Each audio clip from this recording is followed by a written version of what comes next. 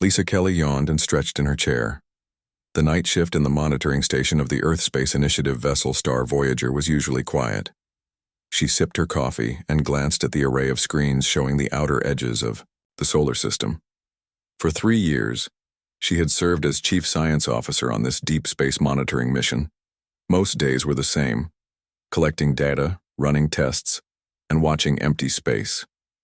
Another exciting night in the void, she muttered, to herself. The year was 2157. Humanity had spread beyond Earth, building colonies on Mars and Europa. The Star Voyager was one of 5 monitoring stations positioned at the edges of the solar system, an early warning system against comets, asteroids, or anything else that might threaten human settlements. Lisa was about to start her routine system check when a small alert flashed on her screen. She frowned and leaned forward, tapping the alert to expand it. The system had detected unusual energy readings just beyond Pluto's orbit. "Computer, analyze energy signature," she said. The computer responded in its flat voice. "Unknown energy pattern. Does not match any recorded natural phenomena." Lisa felt a chill run down her spine. She opened a communication channel to the captain's quarters. "Captain Harris, I'm picking up something strange. You might want to see this." Captain Harris arrived minutes later, his gray hair disheveled from sleep. Before he could ask questions, 5 new alerts sounded. The energy readings had multiplied and were moving fast. "Send word to Earth," Captain Harris ordered. "We might have first contact." Within hours, 5 sleek metallic ships entered the solar system. They moved with impossible grace, their hulls gleaming like liquid silver under the distant sun. All attempts at communication failed as they passed the Star Voyager without slowing. On Earth, the Global Defense Coalition assembled an emergency meeting. The GDC had formed 50 years earlier, uniting Earth's nations under one government after the climate wars.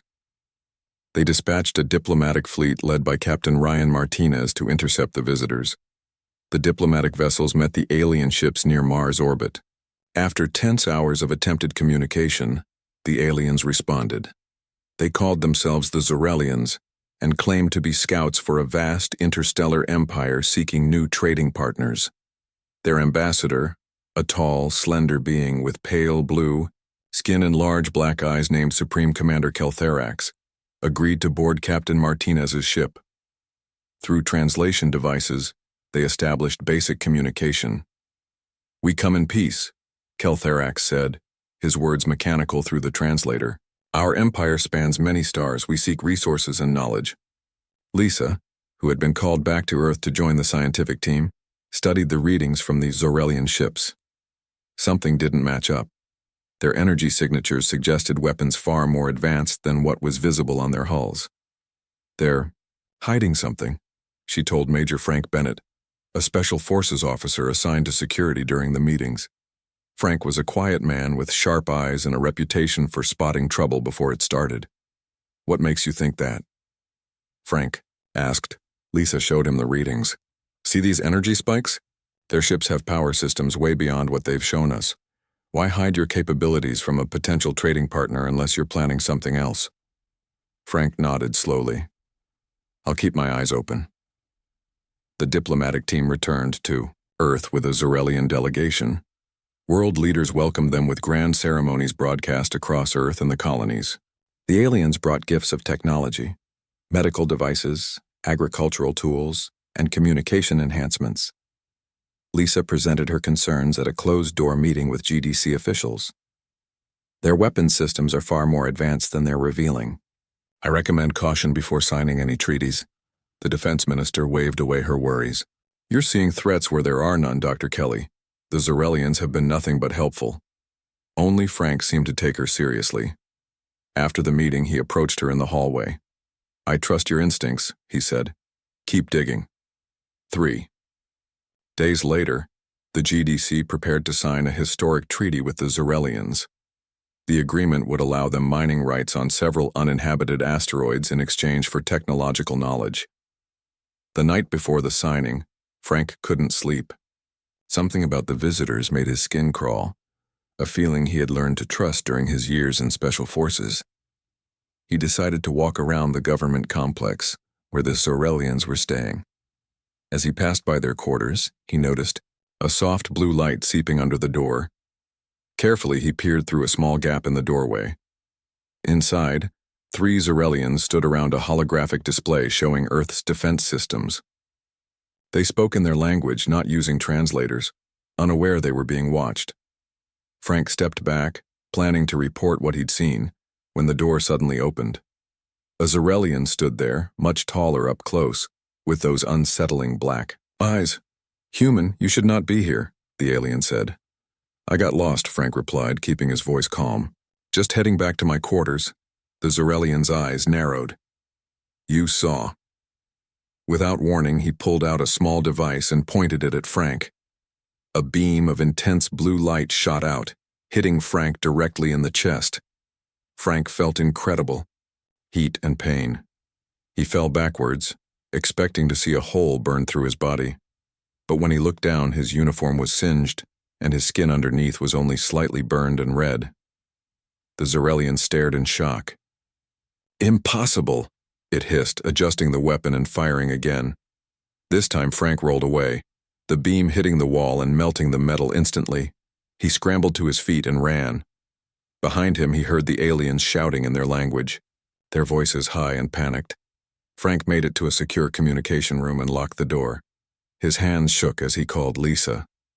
"They're mapping our defenses," he said urgently. "They shot me with some kind of energy weapon. It should have killed me, but it barely burned my skin." "What?" "That doesn't make sense," Lisa replied. "Their technology readings suggest weapons that could vaporize metal instantly." "Well, it melted the wall but only gave me a mild burn," Frank said, wincing as he examined his chest. "Something weird is happening. We need to warn the GDC before that treaty signing tomorrow." "I'll meet you in the underground parking structure in 10 minutes, Lisa said. "Don't trust anyone else until we figure this out."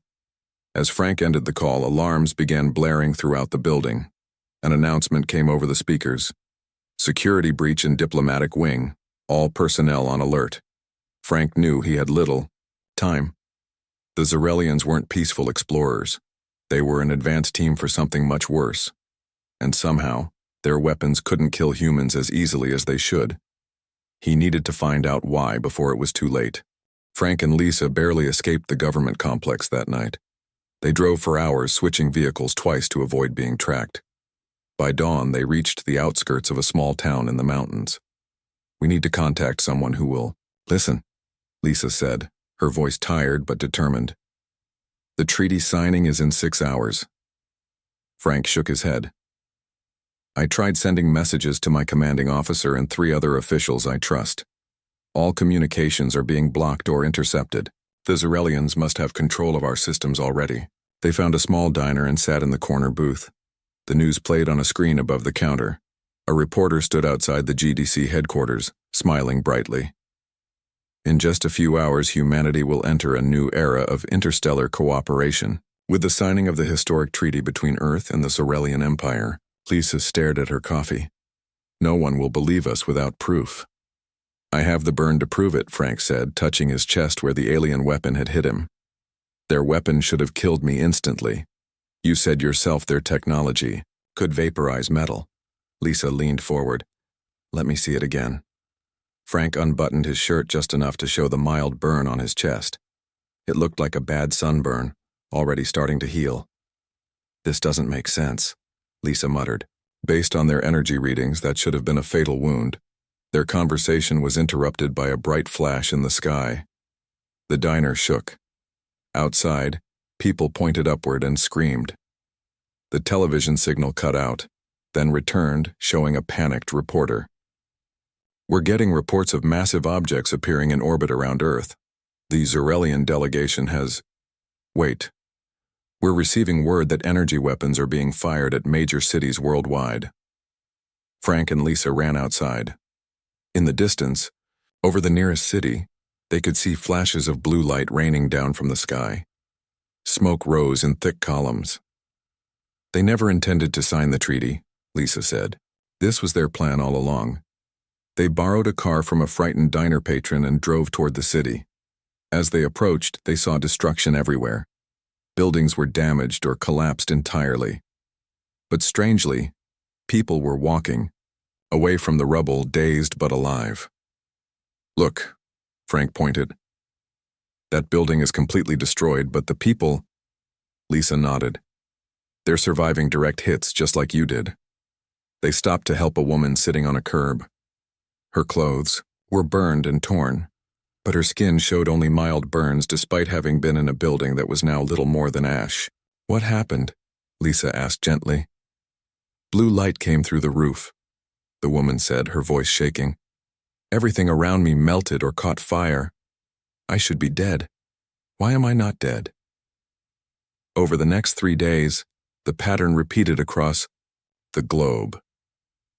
The Zorelian fleet, thousands of ships now visible in Earth's orbit, rained down destructive energy upon the planet. Infrastructure crumbled, but the human death toll was surprisingly low. People walked away from direct hits with only minor burns and injuries. Frank and Lisa made their way to a hidden GDC facility built inside a mountain. Despite the chaos, Frank's security clearance still worked. Inside, they found a small team of scientists and military personnel trying to understand what was happening. "Dr. Kelly," a voice called out as they entered the main lab. "I was hoping you'd make it here."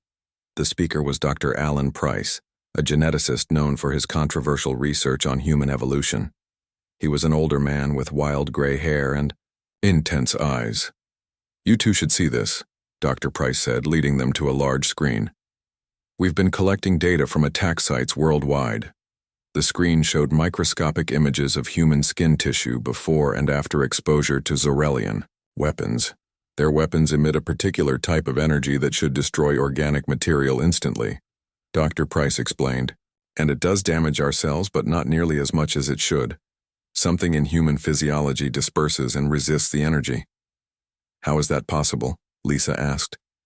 "I've been studying unusual properties in human DNA for decades," Dr. Price said. "Humans evolved on a planet with higher radiation and environmental hazards than most other known habitable worlds. Our cellular structure is uniquely resilient in ways we never fully appreciated until now." Frank crossed his arms. "So you're saying we're naturally resistant to their weapons?"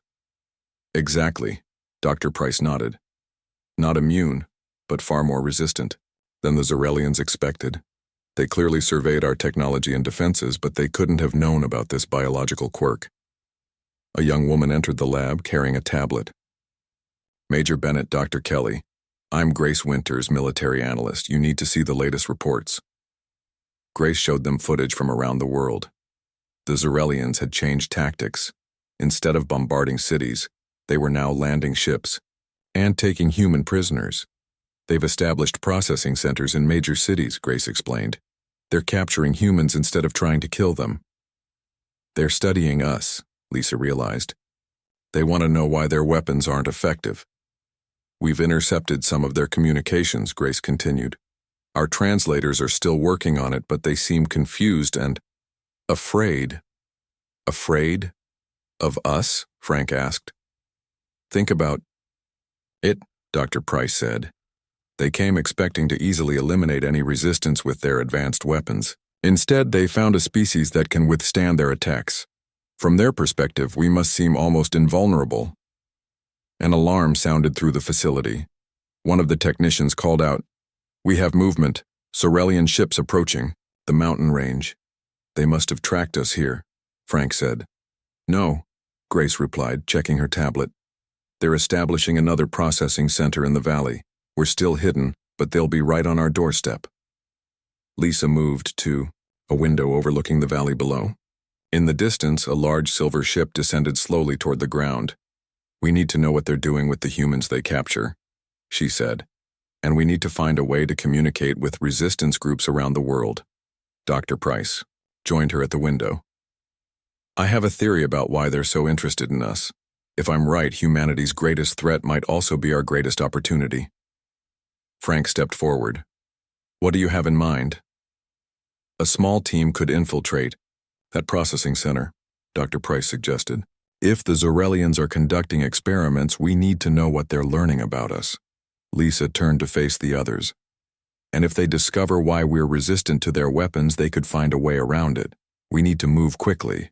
As they began planning their mission, more reports came in from around the world. Humanity was in chaos, but it was not defeated. People were fighting back, discovering that in close combat, humans could hold their own against the invaders. A resistance was forming. The Xerelians had come expecting an easy conquest. What they found instead was a species that refused to die. 3 weeks passed since Frank, Lisa, and their small team had taken refuge in the mountain facility. Outside, the world had changed dramatically. The Xerelians now controlled most major cities, using them as bases for their operations. Humans who escaped capture had formed resistance groups in rural areas and wilderness regions.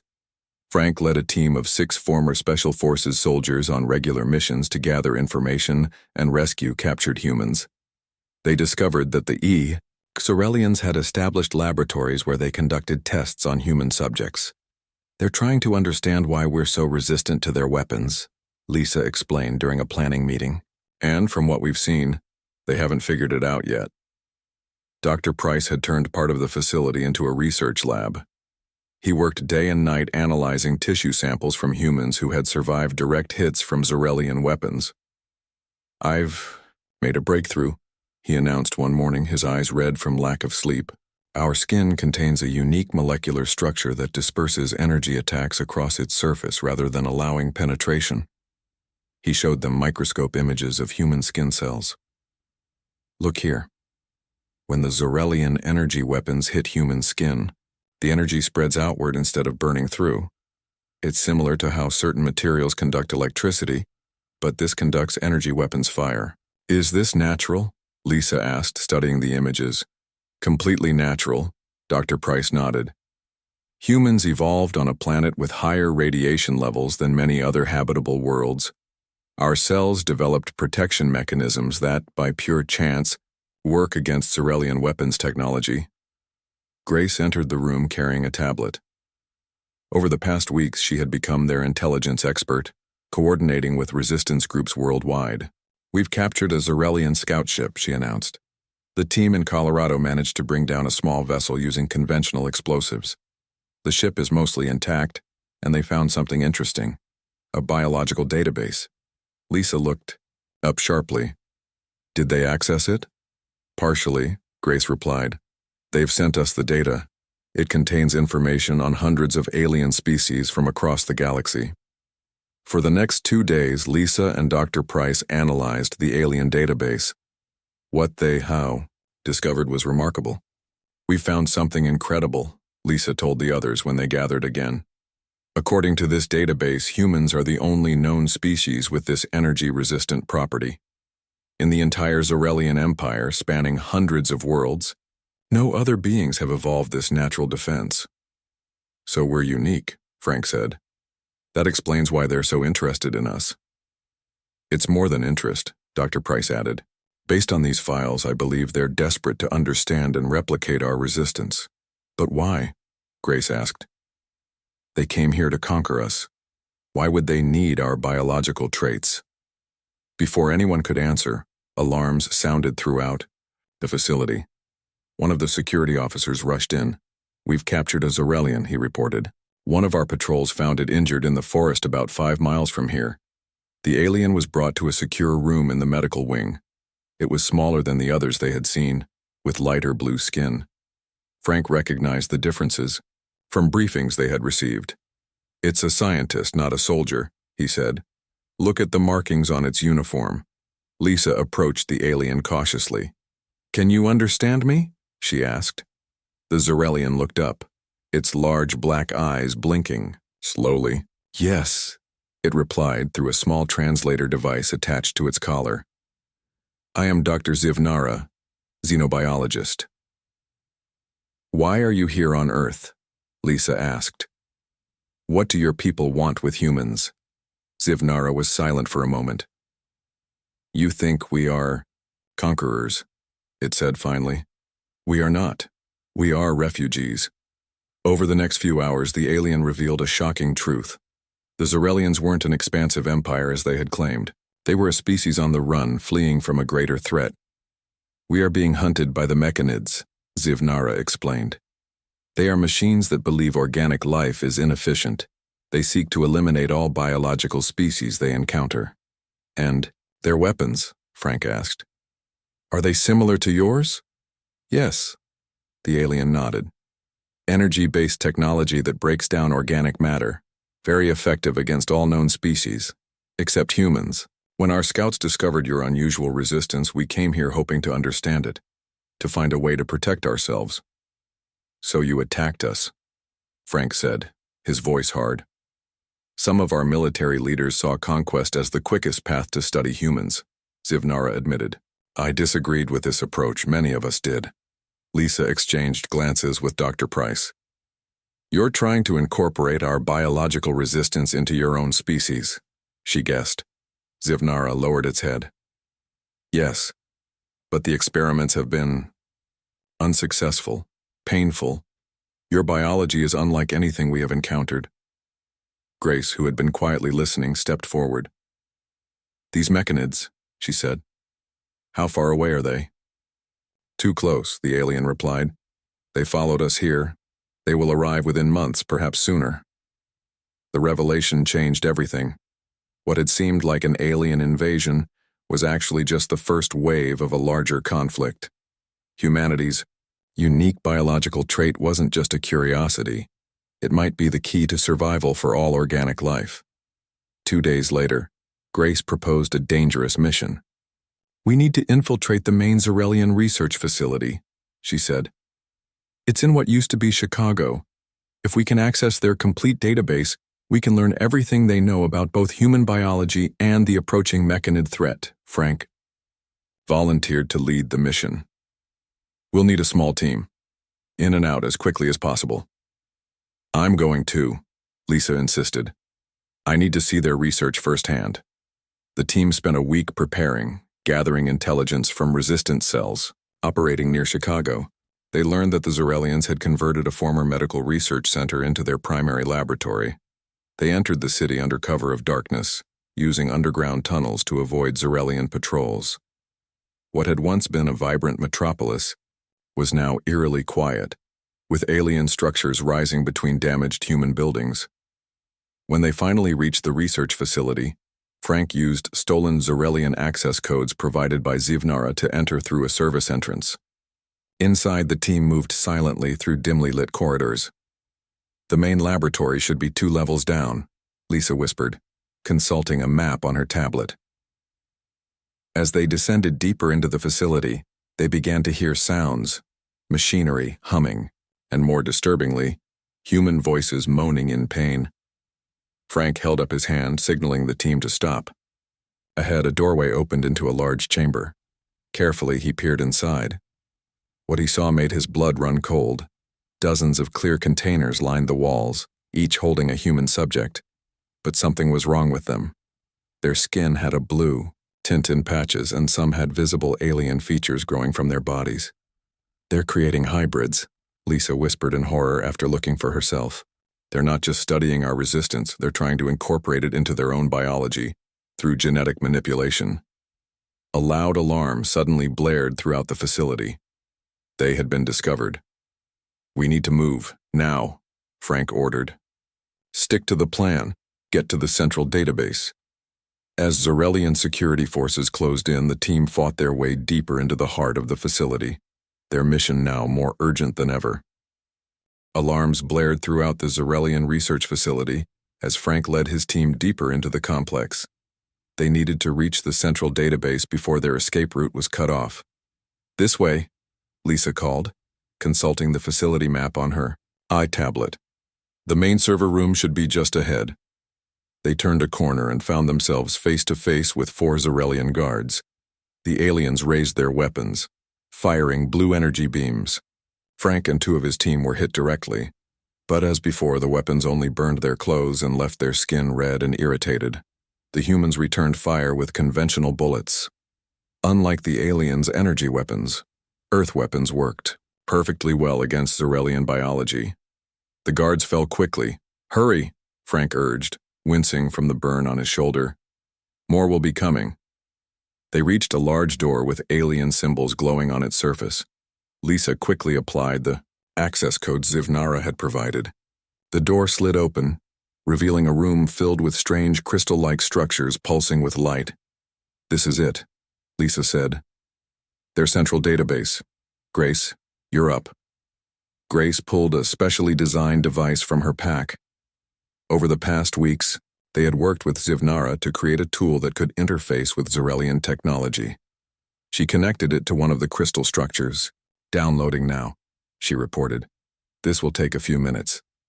Frank positioned his team at the entrance. "We'll hold them off. Make it quick." As Grace worked, Lisa explored the room. On a nearby console, holographic images showed solar system scans. What she saw made her blood run cold. "Frank," she called urgently. "Look at this." The hologram showed a massive fleet of ships approaching the outer edges of the solar system. Unlike the sleek, organic curves of Zarelian vessels, these were angular and mechanical, bristling with weapons. "The mechanids," Lisa whispered. "They're already here." "How long do we have?" Frank asked. Lisa studied the data. "At their current speed, they'll reach Earth in less than 2 weeks." "Got it," Grace announced. "Download complete. I have everything. Their research on human biology, weapons data, and information on the mechanids." As they prepared to leave, the door to the server room burst open. A tall Zarelian entered, flanked by guards. Unlike the others they had encountered, this one wore elaborate armor with glowing symbols. Frank recognized him from intelligence briefings. "Supreme Commander Kel Therax," he muttered. "Humans," the commander spoke through a translator. "You have invaded our facility, killed our people, and stolen our data. Yet I find myself in need of your help." "Your help?" Frank repeated, incredulously. "You invaded our planet." "A tactical error," Kel Therax admitted. "One made in desperation. The mechanids have arrived sooner than we anticipated. They will destroy us all unless we work together." "Why should we trust you?" Lisa demanded. The commander gestured, and the holographic display expanded to show the approaching mechanid fleet in greater detail. "Because against them we have no chance alone. But together with your natural resistance to their weapons we might survive." A loud explosion rocked the facility. Distant alarms changed their tone. "What was that?" Grace asked. "The mechanids have sent advanced scouts," Kel Therax explained. "They're attacking both human and Zarelian positions across your planet."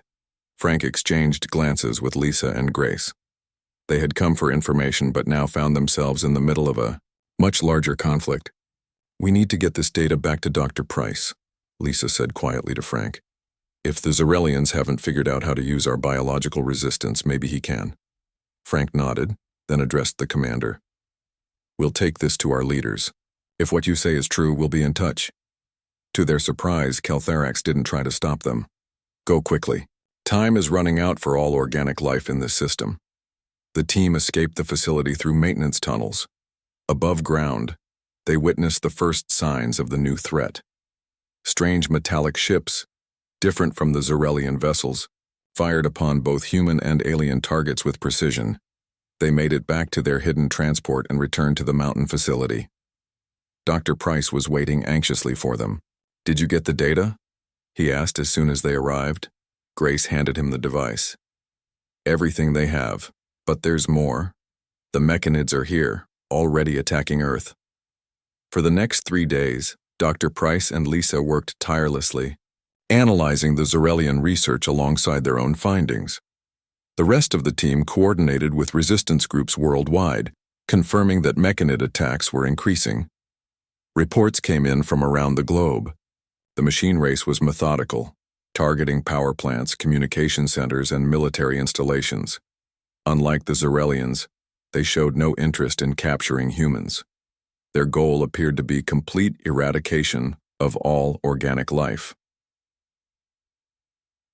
On the 4th day, Dr. Price called everyone to the main lab. Dark circles under his eyes showed his exhaustion, but his voice was excited. "We've figured it out," he announced. The Xerelians were close, but they were approaching the problem from the wrong angle. They were trying to graft human skin cells directly onto their bodies, but that's not how our resistance works. He displayed a complex molecular diagram on the main screen. It's in our DNA, specifically a protein structure that evolved to protect us from solar radiation. This protein creates a network just below the skin surface that disperses energy. With some modifications, we can synthesize this protein and incorporate it into a shield technology. A shield against mechanid weapons? Frank asked. Exactly, Lisa confirmed. The Xerelians couldn't make it work because they were trying biological solutions. We need a technological approach instead, a shield that mimics the energy dispersion properties of human skin. How quickly can we develop this? Grace asked. With the combined knowledge from our research and the Xerelian data, we can have a prototype within days, Dr. Price said. But to deploy it widely would require resources we don't have. Frank considered this information. Then we need to contact the Xerelians. A truce at least until we deal with the mechanid threat. Grace shook her head skeptically. After everything they've done, the experiments on humans, the attacks on our cities, we don't have a choice, Lisa said. Neither of us can defeat the mechanids alone, but together with this shield technology we might have a chance. The decision was made. Using communication codes from the stolen data, they sent a message to Supreme Commander Keltharax. Within hours, they received a response agreeing to a meeting. 2 days later, human and Xerelian leaders gathered in a neutral location, a remote airfield that had survived both invasions relatively intact. Dr. Price presented their findings and the proposed shield technology. Your attempts to incorporate our biological resistance failed because you approached it as a genetic solution, he explained to the assembled Xerelians. We propose instead a technological adaptation based on the same principles. Keltharax studied the designs carefully. This could work, he admitted. But to produce these shields in sufficient numbers will require both our technologies. We have conditions, Frank stated firmly. All human prisoners must be released. All experiments stopped. And after this is over, your people will leave our solar system. The commander was silent for a long moment. Finally, he nodded. Agreed. The mechanids are the true threat to all organic life. We will focus on defeating them together. As the two species began the uncomfortable process of cooperation, long-range sensors detected the main mechanid fleet entering the inner solar system. The real battle was about to begin. The combined human and Xerelian forces had 2 weeks to prepare for the mechanid invasion. Every available factory on Earth and aboard the Xerelian ships was converted to produce the shield technology developed by Dr. Price and Lisa. Frank led training sessions where human soldiers taught Xerelians how to use conventional weapons, while Xerelian engineers helped upgrade Earth's defense systems. It was an uneasy alliance, built on necessity rather than trust.